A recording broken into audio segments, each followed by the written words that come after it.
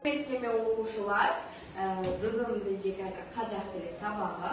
Алдымен сабақты бастамай жатып, психологиялық ахуал мен от шашу әдісін жасап алайық. Қане барлығымыз бірге орнымыздан тұрамыз. От шашу әдісінде барлығымыз бірге 3 рет төменнен жоғары қарай 1, 2, 3. 1, 2, 3. Жарайсыздар балалар. Отырамыз. Орнымызға. Бетасымыз бәріміз орындадық па? Иә. Өте жақсы. Жарайсыздар.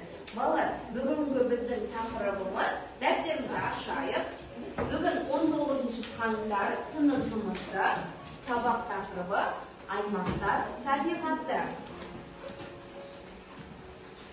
Жазып бізде аймақтар табиғаты әр аймақта оңтүстікте, солтүстікте, шығыста, батыста әртүрлі болып келеді. Ауа райы.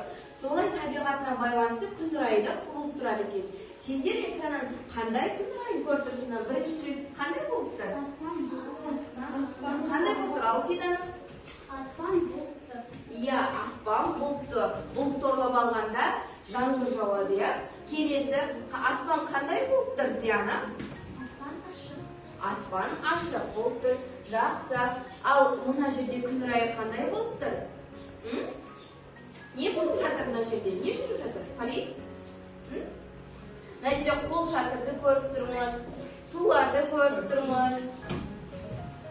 Аха, ал Амина? Жаңбыр. Яғни күн жаңбырлы екен, иә? Жақсы, балалар. Біз дәптерімізді аштық, жаңа сөздерді жазып алайық. Барлығымыз бірге. Көрген қайталайық, иә? Биыл. Боран. Түске дейін. Түстен кейін. Еру. Ұзақ. Үнемі. Жиі. Кемпір қосақ. Өте жақсы балалар, жарайсыздар. Балалар, енді екінші тапсырмаға назар аударайық. Екінші тапсырмада мәтінді оқу керек. Сонымен кім оқиды бізде? Кім оқиды? Ал Атила, оқи ғой. Менің есімім Ерік, Ақтөбеде тұрамын. Биыл қыс суық, аспан үнемі. Бұлтты болып тұр. Жиі жел тұрады, боран соғады. Қар өте қалың жауады. Синоптиктердің айтуынша биыл қыс ұзақ болады. Өте жақсы. Сонымен мәтінге сай сұрақтарға жауап берейік. Бірінші сұрақты кім оқиды? Ал Фарид. Менің есімім Айнұр. Мен Түркістанда тұрамын. Біздің аймақта қыс жылы болады. Күн ашық және тынық. Жерде әлі қар жоқ. Қар түске дейін жауады. Қар түстен кейін еріп кетеді. Синоптиктердің айтуынша биыл оңтүстікте қыс жылы болады. Жақсы. Фарид бұл жерде екінші мәтінді оқыды. Бірақ біз алдымен бірінші мәтіндегі сұрақтарға жауап берейік. Ал бірінші сұраққа кім жауап береді? Бірінші сұраққа Ерік қайда тұрады дейді. Ал Эльвира? Ерік Ақтөбеде тұрады. Ақтөбе деп айтамыз ба балалар? Ақтөбеде. Ақтөбе. Барлығымыз бірге айтайықшы? Ақтөбе. Ерік Ақтөбеде тұрады. Жақсы. Келесі екінші сұрақ. Ал Ақтөбеде биыл қыс қандай болады? Ақтөбеде биыл қыс өте суық болады. Өте жақсы. Келесі үшінші сұраққа кім жауап береді? Ал Амина? Келе ғой.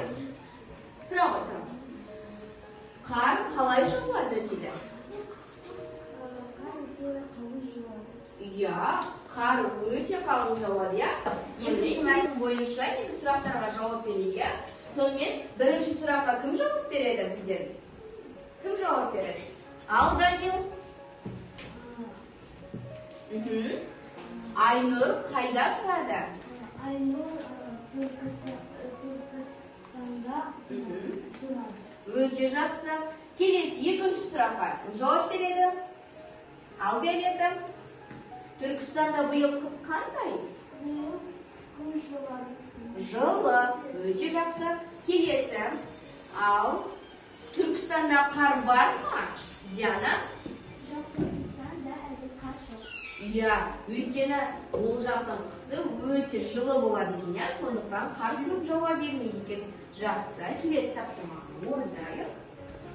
Балалар, сабағымыздың күрделі кезеңін аяқтап, сабақ ортасындағы бір сергіту сәтімен айналысайық, иә. Қанекей барлығымыз бірге орнымыздан тұрамыз. Ыңғайлап тұрып алайық. Жақсы. Экранда көрсетілген жаттығуды барлығымыз бірге қайталаймыз, жақсы ма? Дайынбыз ба? Иә.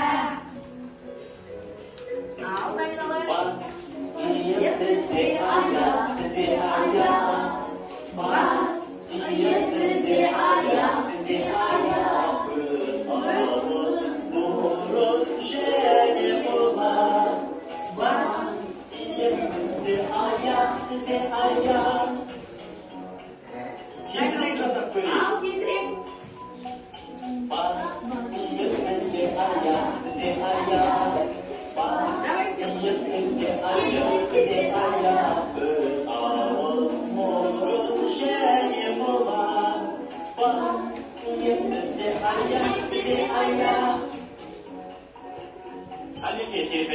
Ал бұдан да тезірек.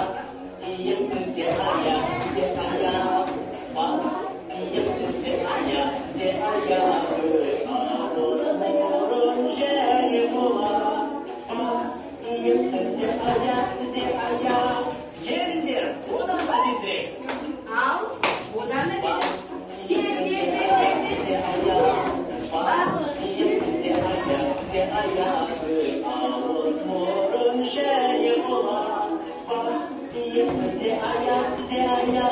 Сергіту сәті ұнады ма?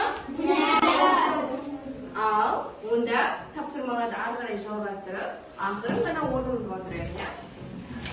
Отырамыз.